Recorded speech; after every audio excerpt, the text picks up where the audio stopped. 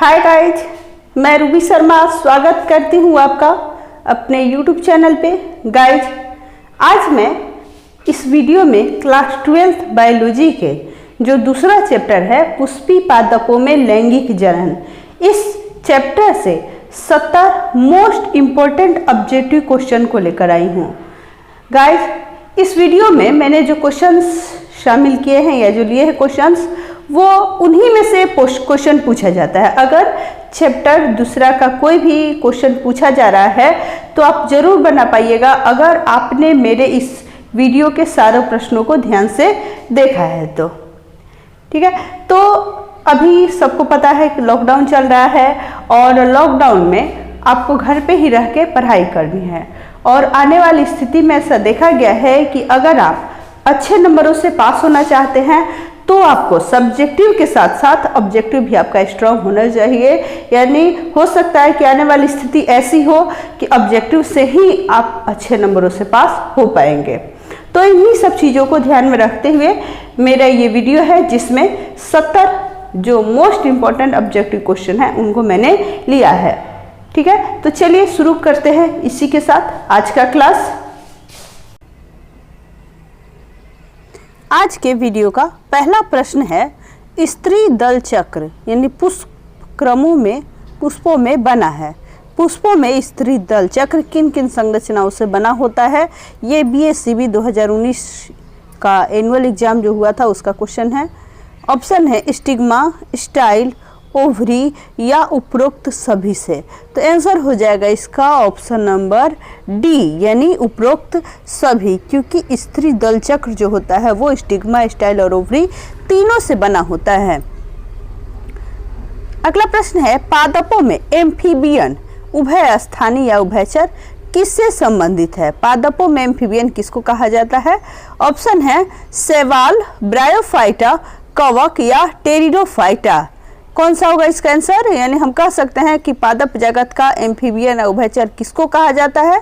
तो इसका आंसर हो जाएगा ऑप्शन नंबर बी यानी ब्रायोफाइटा। ब्रायोफाइटा को एम्फीबियन ऑफ प्लांट कहा जाता है। चलिए, तीसरा प्रश्न है, भ्रूणपोष वाले बीजों को क्या कहा जाता है? यानी ऐसे बीज जिनमें भ्रूणपोष होता है, भ्रूण के पोषण के लिए भ्रूणपोष होता है, तो उन बीजों को क्या कहा जाता है? एपोकार्पिक, बहुभ्रूणता, एंडोकार्पिक या एंडोस्पर्मिक। तो आंसर हो जाएगा इसका ऑप्शन नंबर डी यानी एंडोस्पर्मिक। भ्रूणपोष वाले बीजों को एंडोस्पर्मिक बीज कहा जाता है। अगला प्रश्न, निम्नांकित में से कौन जलीय जंगली घास है? किसको जलीय जंगली घास कहा जाता है? ट्रापा, हाइड्रिला, जलकुंभी या बी और सी दोनों, यानी कह सकते हैं कि हाइड्रिला और जलकुंभी। तो आंसर हो जाएगा इसका ऑप्शन नंबर डी यानी यही दोनों, हाइड्रिला और जलकुंभी दोनों को जलीय जंगली घास कहा जाता है। वैसे जलकुंभी को एक और नाम से पुकारा जाता है जिसे हम कहते हैं बंगाल का आतंक। जलकुंभी को बंगाल का आतंक भी कहा जाता है। ये भी क्वेश्चन पूछता है कि बंगाल का आतंक किसे कहा जाता है? तो याद रखिएगा जलकुंभी को बंगाल का आतंक कहा जाता है। वैसे यहाँ पे पूछ रहा है कि जलीय जंगली घास, तो जलीय जंगली घास यानी हाइड्रिला भी है और जलकुंभी भी है, तो दोनों को ध्यान में रखते हुए आंसर जो होगा वो डी होगा। अगला प्रश्न है, वायु परागन किसमें नहीं होता है? यानी किस पौधे में वायु परागन नहीं होता है? घास, मक्का, गेहूं या साल्विया। तो आंसर होगा ऑप्शन नंबर डी यानी साल्विया, उसमें वायु परागन नहीं होता है, वायु के द्वारा परागन की क्रिया नहीं होती है। आंसर होगा ऑप्शन नंबर डी। अगला प्रश्न, निम्नांकित में से किस पौधे में स्वपरागन होता है? स्वपरागन, स्वपरागन किसे कहते हैं? तो देखिए, जब एक पुष्प के परागकण द्वारा उसी पुष्प के वर्तिकाग्र पर पहुंचते हैं परागकण तो हम उसे स्वपरागन कहते हैं। तो एक लिंगी, द्विलिंगी, एक लिंग और द्विलिंगी दोनों या फिर इनमें से कोई नहीं। तो जो एक लिंगी पौधे होते हैं उनमें नर पौधा और मादा पौधा अलग अलग होता है, तो उसे परागण के लिए किसी माध्यम की आवश्यकता होती है। तो उसमें तो एक लिंगी, उसमें तो स्वपरागण संभव होता ही नहीं। ठीक है, तो यहाँ पूछा है कि निम्नलिखित में से किस पौधे में स्वपरागण होता है। तो स्वपरागण द्विलिंगी पौधों में होता है, यानी जिनमें नर जननांग और मादा जननांग दोनों होते हैं उसी में स्वपरागण की क्रिया संपन्न होती है।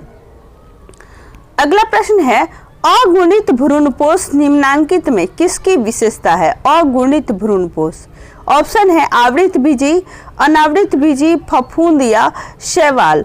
तो जो अगुणित होते हैं, अगुणित भ्रूणपोष होते हैं, वो अनावृत बीजी या नग्न बीजी पौधों में होते हैं। ठीक है, अगला प्रश्न है, इनमें से कौन कायिक प्रवर्धक नहीं है। कायिक प्रवर्धक यानी कायिक प्रवर्धक कहते हैं जिसके द्वारा बीज के अलावा जब जिसके द्वारा एक नया पौधा बनता है, ठीक है, यानी जनन की प्रक्रिया संपन्न होती है, तो उसे हम कायिक प्रवर्धक भी कह सकते हैं। ऑप्शन है प्रकंद, चूसक, शाखा या चल बीजाणु। तो आंसर होगा इसका चल बीजाणु। ठीक है, ये कायिक प्रवर्धक नहीं है।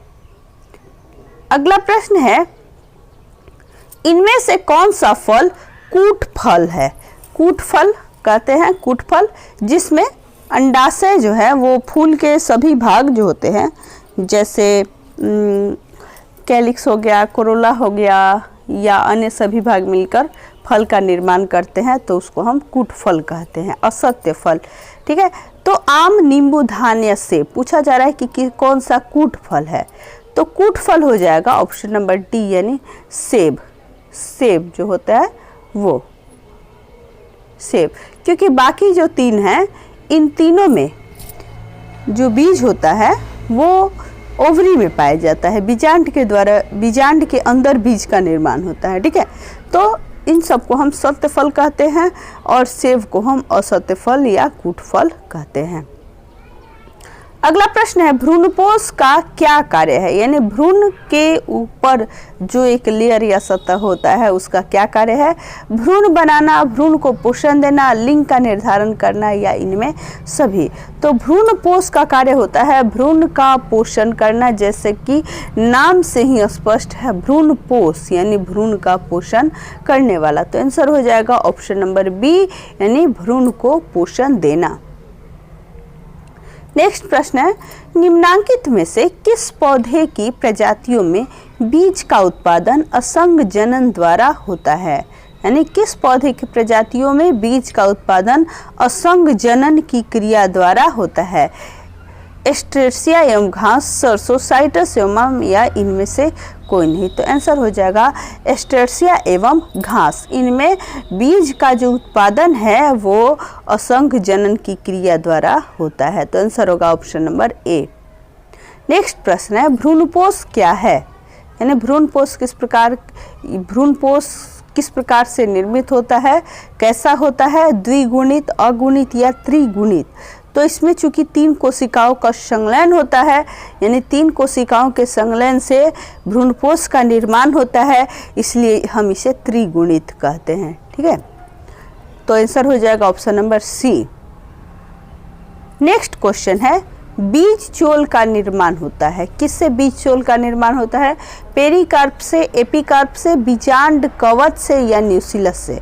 तो आंसर होगा ऑप्शन नंबर ए, यानी पेरिकार्प से। बीज चोल, जैसे लीची का जो भाग हम खाते हैं उसे बीज चोल कहते हैं। ठीक है, तो बीज चोल का निर्माण किससे होता है, तो ये होता है पेरिकार्प से। आंसर होगा option number A. Next question, भूमि फलनी फल है, यानी भूमि के अंदर जो फल फलता है उस कौन सा है, आलू, मूंगफली, प्याज या अदरक।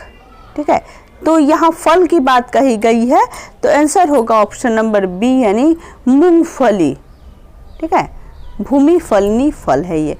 बाकी आलू, प्याज और अदरक को हम, इन तीनों को हम भूमि फलनी फल नहीं कह सकते, क्योंकि ये पौधे के किसी अन्य भाग का रूपांतरण होता है। ठीक है, यहाँ फल की बात की जा रही है, इसलिए होगा मूंगफली। नेक्स्ट क्वेश्चन, वायु परागण सामान्यतया पाया जाता है किसमें वायु के द्वारा परागण होता है? लिली में, घासों में, आर्किड्स में या लेग्यूमिनस कुल के जो पौधे होते हैं उनमें। तो आंसर होगा ऑप्शन नंबर बी यानी घासों में। वायु परागण सामान्यतः घासों में होता है। ठीक है। नेक्स्ट क्वेश्चन, निम्न में से किस में जल द्वारा परागण होता है? जल के द्वारा परागण, जलकुंभी, कमल, हाइड्रिला या फिर बी एवं सी यानी कमल और हाइड्रिला दोनों में। तो इसका आंसर हो जाएगा ऑप्शन नंबर ए यानी जल के द्वारा परागण की क्रिया जलकुंभी में होती है। ठीक है, option number A. Next question, भ्रूण कोश की सेंट्रल कोशिका है। सेंट्रल कोशिका, भ्रूण कोश में जो सेंट्रल कोशिका होती है वह क्या है? प्रारंभिक केंद्रक, द्वितीयक केंद्रक, सहायक कोशिका या फिर ए और बी दोनों। तो भ्रूण कोश की जो सेंट्रल कोशिका जो होती है वो द्वितीयक केंद्रक होती है। ठीक है, सेंट्रल कोशिका भ्रूण कोश की जो होती है वो द्वितीयक केंद्रक होती है। आंसर होगा option number B. Next question है, निम्न में से कौन एक लिंगी है? एक लिंगी पौधा, सरसों, गुड़हल, पपीता या इनमें से कोई नहीं। तो आपने देखा होगा सरसों या गुड़हल में इनके फूल में नर जनन भाग और मादा जनन भाग यानी पुमंग और जायांग दोनों पाए जाते हैं।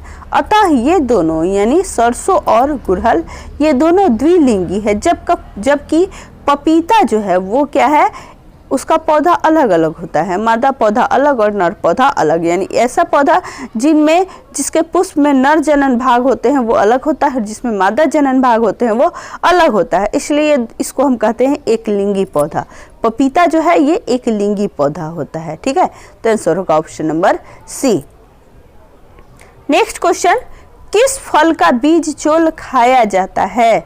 बीज चोल यानी हमने बताया कि बीज के ऊपर वाला आवरण जो होता है उसको बीज चोल कहते हैं। बीज से सटा हुआ जो आवरण होता है उसको बीज चोल कहते हैं। तो जायफल है ऑप्शन में, लीची है, शरीफा है या इनमें सभी है। तो आपने देखा होगा कि लीची में हम लोग क्या खाते हैं? लीची में हम लोग बीज चोल खाते हैं यानी बीज के ऊपर जो आवरण होता है उसको खाते हैं। अतः कहा जा सकता है कि लीची का बीज चोल खाया जाता है। नेक्स्ट क्वेश्चन है, परागकण मुख्यतः है। परागकण क्या है? स्पोरोफाइट, युग्मक, नर युग्मक या इनमें से कोई नहीं। तो परागकण जो कि पराग कोश में निर्मित होता है यह एक नर युग्मक होता है और यह पुमंग में उत्पन्न होता है। ठीक है, यानी पुमंग के एक भाग जो होता है पराग कोश उसमें ये परागकण बनते हैं। इसे हम परागकण, इसे हम नर युग्मक कहते हैं, पुष्प का नर युग्मक कहते हैं। तो आंसर हो जाएगा option number C. Next question, पराग भित्ति होती है। पराग कण की जो भित्ति होती है वह कैसी होती है?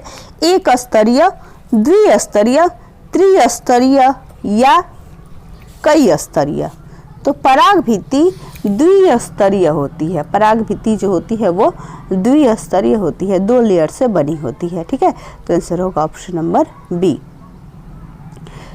नेक्स्ट क्वेश्चन, पराग कण हो सकते हैं गैमेटोफाइट, सजावटी, एलर्जी कारक या इनमें सभी। तो परागकण, कुछ परागकण जो हैं जैसे पार्थेनियम घास का परागकण और भी कई पौधे हैं जिनके परागकण एलर्जी कारक होते हैं यानी इनसे कई बीमारियां भी उत्पन्न हो सकती है।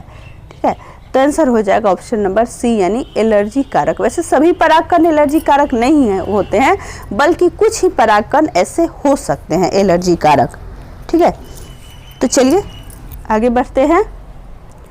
नेक्स्ट क्वेश्चन है, वायु परागित पुष्प सामान्यतः होते हैं यानी ऐसे पुष्प जिनमें वायु के द्वारा परागण की क्रिया होती है आकर्षक, छोटे, रंगहीन और बी और सी यानी छोटे और रंगहीन दोनों। तो आंसर होगा कि ऑप्शन नंबर डी जो है वही सही होगा इसका। यानी वायु परागित जो पुष्प होते हैं वे छोटे भी होते हैं और रंगहीन भी होते हैं। ठीक है, क्योंकि हल्के होने के कारण वायु द्वारा परागण आसानी से हो जाता है और चूंकि इसे कीटों को आकर्षित करने की आवश्यकता नहीं होती इसलिए इसमें रंग का होना या न होना कोई मायने नहीं रखता। अतः वायु के द्वारा परागित होने वाले पुष्प के जो होते हैं वो छोटे और रंगहीन होते हैं। तो आंसर होगा ऑप्शन नंबर डी यानी बी और सी दोनों। नेक्स्ट क्वेश्चन, एनिमोफिली नामक परागण किसके द्वारा होता है? एनिमोफिली नामक परागण किसके द्वारा होता है? चिड़िया के द्वारा, चमगादड़ के द्वारा, घोंघा के द्वारा या हवा के द्वारा? ठीक है, एनिमोफिली हम किस परागण को कहते हैं? तो एनिमोफिली जो है वो हवा के द्वारा हवा के द्वारा जो परागण की क्रिया संपन्न होती है उसे हम एनिमोफिली कहते हैं। आंसर होगा option number D. Next question, entomophily नामक परागण किसके द्वारा होता है? इंटोमोफिली नामक परागण किसके द्वारा होता है? चिड़िया के द्वारा, चमगादड़ के द्वारा, हवा के द्वारा या कीड़ा या इंसेक्ट के द्वारा? ठीक है, इसको हम इंसेक्ट भी कहते हैं। ठीक है, तो इंसेक्ट के द्वारा जो परागण की क्रिया होती है या कीड़ा के द्वारा, उसी को हम क्या कहते हैं? एंटोमोफिली। एंटोमोफिली कीटों के परागण को कहते हैं। कीटों के द्वारा होने वाले परागण की क्रिया को हम एंटोमोफिली कहते हैं। नेक्स्ट क्वेश्चन है, प्रत्येक पादप कोशिका से पूर्ण पौधा बन सकता है? प्रत्येक पादप कोशिका से, यानी पादप कोशिका पौधे की किसी भी कोशिका से जब पूर्ण पौधा बन सकता है तो इस गुण को कहते हैं क्लोनिंग, सोमा क्लोनल, टोटीपोटेंसी या इनमें से सभी। तो इस क्रिया को हम टोटीपोटेंसी कहते हैं। आंसर होगा ऑप्शन नंबर सी, यानी टोटीपोटेंसी। जब पादप कोशिका से, यानी जब किसी पादप के किसी भी कोशिका से पूर्ण पौधा बन सकता है तो इस क्रिया को या इस गुण को हम टोटीपोटेंसी कहते हैं। नेक्स्ट क्वेश्चन, प्रोटोप्लास्ट कल्चर का फ्यूजोजेन क्या है? प्रोटोप्लास्ट कल्चर का फ्यूजोजेन क्या है?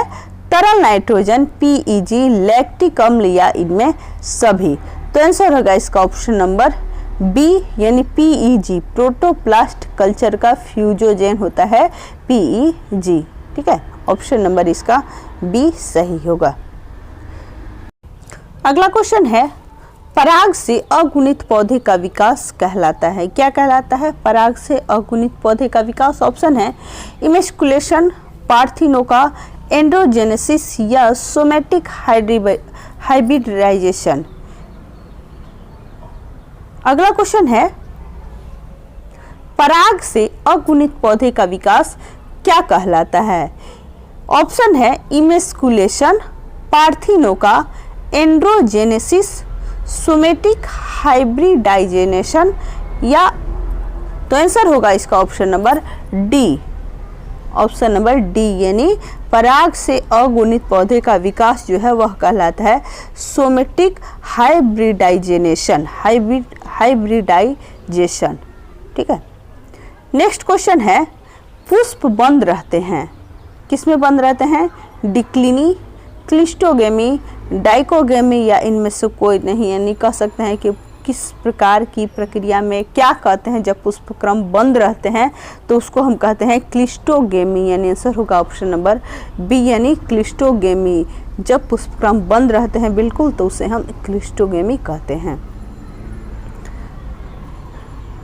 नेक्स्ट क्वेश्चन है, आवृतबीजी में कौन सी संरचना नहीं मिलती है? आवृतबीजी जो पौधे होते हैं उनमें कौन सी संरचना नहीं मिलती है? आर्किगोनियम, अंडप, परागकोश या गुरु युग्मकोद्भिद? तो आंसर होगा इसका ऑप्शन नंबर ए, यानी आर्किगोनियम। ठीक है, आर्किगोनियम ये जो संरचना है यह आवृतबीजी पौधों में नहीं पाई जाती। तो आंसर होगा option number A. Next question, सामान्य आवृतबीजी भ्रूणकोश होता है? सामान्य आवृतबीजी भ्रूणकोश होता है एक कोशिकीय, द्विकोशिकीय, 5 कोशिकीय या 7 कोशिकीय? तो कोई भी सामान्य आवृतबीजी भ्रूणकोश जो होता है ये 7 कोशिकीय होता है, यानी इसमें 7 कोशिकाएं होती हैं। ठीक है, नेक्स्ट क्वेश्चन है, बीजांड के वृत्त को क्या कहते हैं? बीजांड का जो वृत्त होता है उसको क्या कहते हैं? फ्यूनिकल, केरेनकल, न्यूसेलस या पेडिसिल? तो आंसर होगा ऑप्शन नंबर ए, यानी फ्यूनिकल। बीजांड का जो वृत्त होता है उसको हम फ्यूनिकल कहते हैं। नेक्स्ट क्वेश्चन है, निषेचन के पश्चात बीजांड परिवर्तित होता है? किस चीज में बीजांड परिवर्तित हो जाता है? मध्यावरण में, बीज में, भ्रूण में या भ्रूणपोष में? ठीक है, तो बीजांड जो है वो बीज में परिवर्तित हो जाता है। जब निषेचन की क्रिया हो जाती है तो बीजांड बीज में परिवर्तित हो जाता है। आंसर होगा option number B. Next question, अनिषेक जनन सामान्यतः मिलता है किसमें? अनिषेक जनन होता है। अनिषेक जनन कहते हैं जब जनन की क्रिया बिना निषेचन के ही संपन्न हो जाती है तो इसे हम अनिषेक जनन कहते हैं। तो यह किसमें मिलता है? अंगूर में, आम में, नींबू में या लीची में। तो आंसर होगा ऑप्शन नंबर ए यानी अंगूर में। ठीक है, आंसर होगा ए। अनिषेक जनन की जो क्रिया है ये सामान्यतः अंगूर में देखने को मिलती है। नेक्स्ट क्वेश्चन, आर्थोटोपस बीजांड में बीजांड द्वार तथा निभाग होते हैं। यानी आर्थोटोपस बीजांड जो होता है उसमें बीजांड द्वार और निभाग होते हैं। किस प्रकार के? बीजांड वृत्त से तिरछे, बीजांड वृत्त से 90 डिग्री पर, बीजांड वृत्त से सीधी रेखा पर या बीजांड वृत्त के समानांतर। तो आंसर होगा बीजांड वृत्त से सीधी रेखा में। ठीक है, यानी ऑप्शन नंबर सी। आर्थोटोपस बीजांड में बीजांड द्वार तथा निभाग जो होते हैं वे बीजांड वृत्त से सीधी रेखा में होते हैं। नेक्स्ट क्वेश्चन, बीजांड में अर्धसूत्री विभाजन होता है। बीजांड में अर्धसूत्री विभाजन किस में होता है? बीजांड में, गुरु बीजाणु मातृ कोशिका में, गुरु बीजाणु में या आर्किस्पोरियम में। तो आंसर होगा इसका ऑप्शन नंबर बी यानी गुरु बीजाणु मातृ कोशिका में। ठीक है, बीजांड में अर्धसूत्री विभाजन जो है वह गुरु बीजाणु मातृ कोशिका में ही अर्धसूत्री विभाजन होता है। आंसर होगा option number B. Next question है, किसने सिद्ध किया कि कोशिका टोटिपोटेंट होती है? किसने, किस वैज्ञानिक ने यह सिद्ध किया कि जो कोशिका होती है यह टोटिपोटेंट होती है? ऑप्शन है व्हाइट, स्क्रू, मिलर या स्टीवार्ड ने। तो आंसर होगा स्टीवार्ड ने। यानी स्टीवार्ड ने यह सिद्ध किया कि जो कोशिका होती है वो क्या होती है? टोटिपोटेंट होती है। ठीक है, आंसर होगा steward, option number D. Next question, एक प्रारूपिक आवृतबीजी भ्रूणकोश प्रायः होता है 1 कोशिकीय, 2 कोशिकीय, 5 कोशिकीय या 7 कोशिकीय। तो जो आवृतबीजी भ्रूणकोश होता है इसमें 7 कोशिकाएं पाई जाती हैं। आंसर होगा option number D. Next question, भारतीय आवृतबीज भ्रूण विज्ञान के जनक हैं। भारतीय आवृतबीज भ्रूण विज्ञान के जनक किसे कहा जाता है? BM जोहरी को, BGL स्वामी को, RN कपिल या फिर P माहेश्वरी को। तो आवृतबीजी भ्रूण विज्ञान के जनक यानी भारत में आवृतबीजी भ्रूण विज्ञान के जनक P माहेश्वरी को कहा जाता है। आंसर होगा option number D. Next question, polyembryony पाई जाती है किसमें? पोलीएम्बियोनी किसमें पाई जाती है? मक्का में, सिट्रस में, कोरकोरस में या कार्थेमस में। तो आंसर होगा ऑप्शन नंबर बी यानी सिट्रस में। पोलीएम्बियोनी जो है ये सिट्रस में पाई जाती है। आंसर होगा option number B. Next question, एक बीज पत्र में पेबंद लगाना अधिकांशतः असंभव है क्योंकि इनमें अभाव होता है। किस चीज का अभाव होता है? कैम्बियम का, ग्राउंड ऊतकों का, संवहन बंडल का या फिर पेरेन्काइम कोशिका का। यानी बीज पत्र में पेबंद लगाना अधिकांशतः असंभव है। क्यों? क्योंकि इनमें कैम्बियम का अभाव होता है। आंसर होगा ऑप्शन नंबर ए। ठीक है, यानी कैम्बियम का अभाव होता है किसमें? एक बीज पत्र में। ठीक है, नेक्स्ट क्वेश्चन है, अनावृत बीजियों में द्विनिषेचन की खोज की थी। अनावृत बीजियों में द्विनिषेचन की खोज किसने की थी? स्ट्रासबर्गर ने, जेसी बोस ने, माहेश्वरी ने या फिर नवाश्चीन ने। तो आंसर होगा इसका ऑप्शन नंबर डी यानी नवाश्चीन ने। नवाश्चीन ने क्या किया था? आवृत बीजों में द्विनिषेचन की खोज की थी। नेक्स्ट क्वेश्चन, घोंघे द्वारा परागन कहलाता है। घोंघे द्वारा परागन की क्रिया क्या कहलाती है? मेलेकोफिली, जूफिली, एनिमोफिली या फिर हाइड्रोफिली। तो आंसर होगा इसका ऑप्शन नंबर ए यानी मेलेकोफिली। ठीक है, घोंघे द्वारा जो परागन की क्रिया होती है उसे मेलेकोफिली कहा जाता है? ऑप्शन होगा ए सही, मेलेकोफिली। नेक्स्ट क्वेश्चन, निषेचन की खोज किसने की? किसने निषेचन के बारे में बताया? नवासिर ने, स्ट्रासबर्गर ने, लीवेनहॉक ने या फिर रॉबर्ट हुक ने? तो आंसर होगा ऑप्शन नंबर बी यानी स्ट्रासबर्गर ने। इन्होंने द्विनिषेचन के बारे में बताया था या इसकी खोज की थी।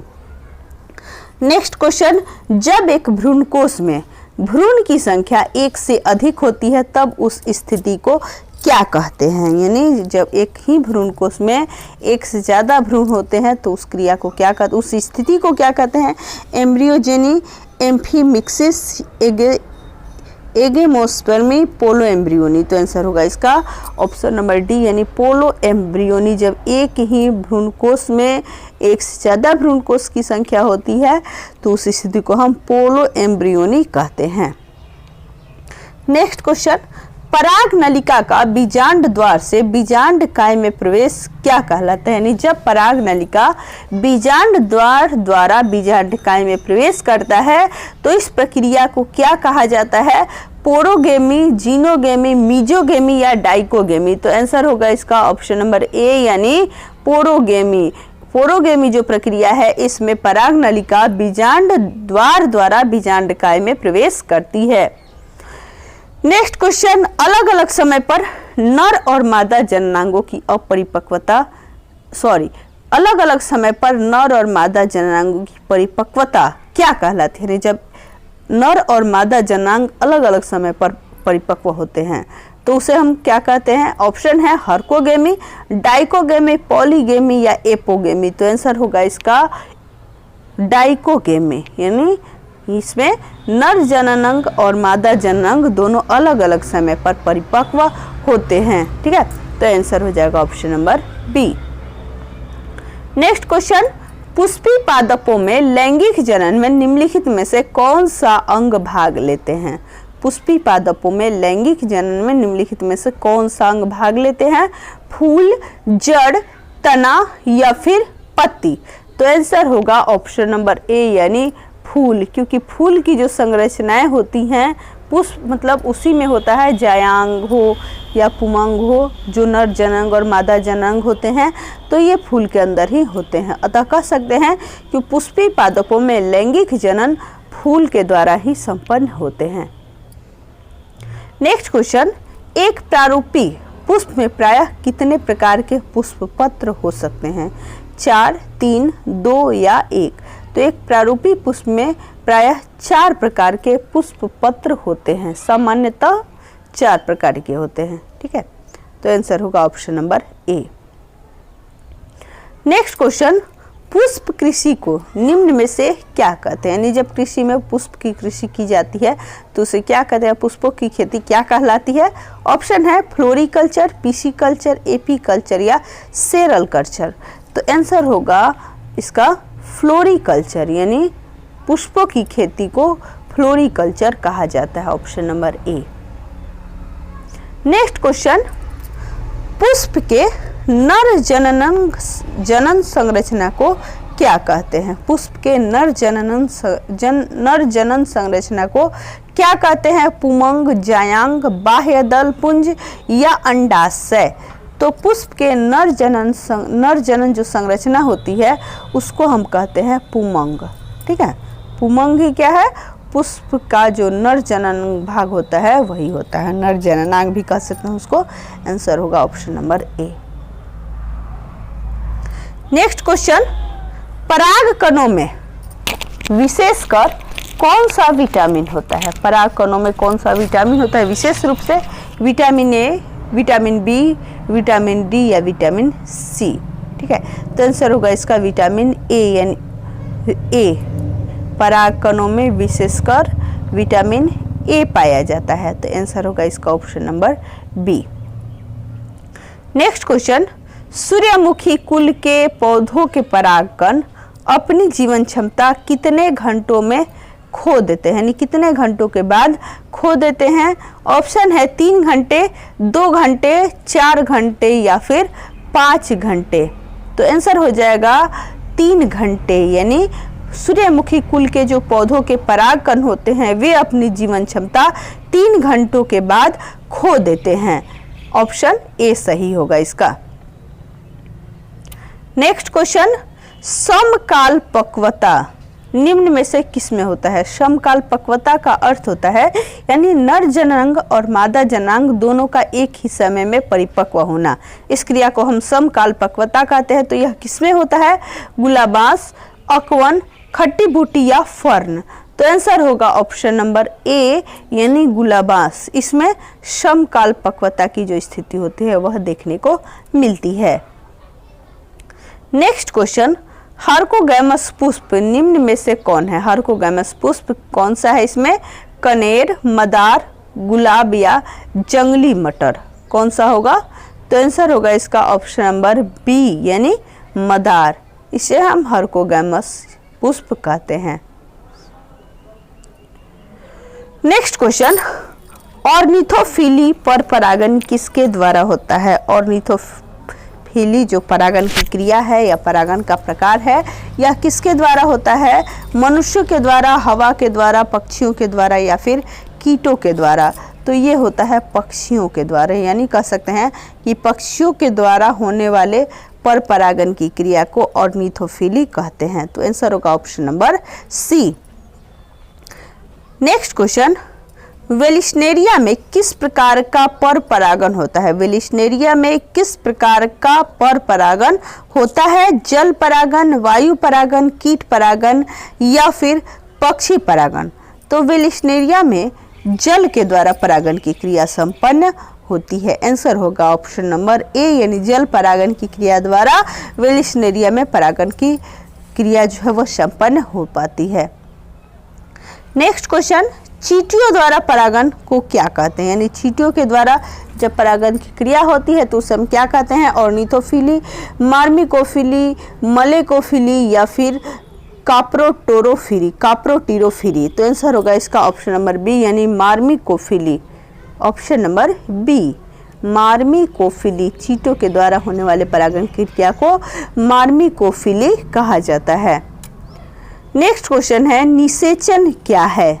निषेचन की क्रिया क्या है? अंडा तथा नर न्यूक्लियस का संयोजन, अंड तथा सेकेंडरी न्यूक्लियस का संयोजन, अंडा तथा सिनर्जी का संयोजन या उपयुक्त में से कोई नहीं। तो आंसर होगा ऑप्शन नंबर ए यानी अंडा तथा नर न्यूक्लियस, जो नर कोशिका होती है, नर युग्मक जो होता है उसके संयोजन को हम क्या कहते हैं?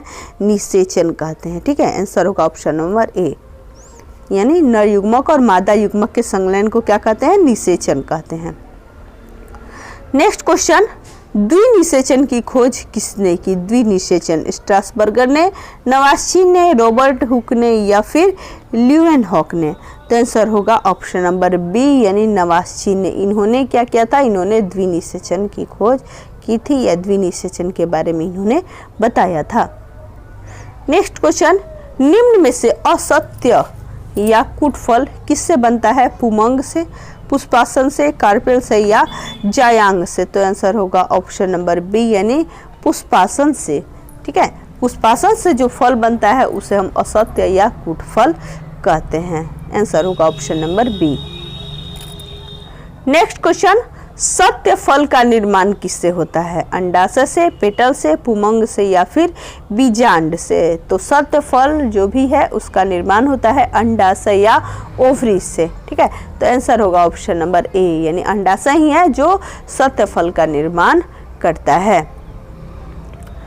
नेक्स्ट क्वेश्चन, चिरस्थायी बाह्य दल निम्न में से किसमें पाया जाता है? चिरस्थायी बाह्य दल निम्न में से किसमें पाया जाता है? बैंगन, आम, कद्दू या लीची?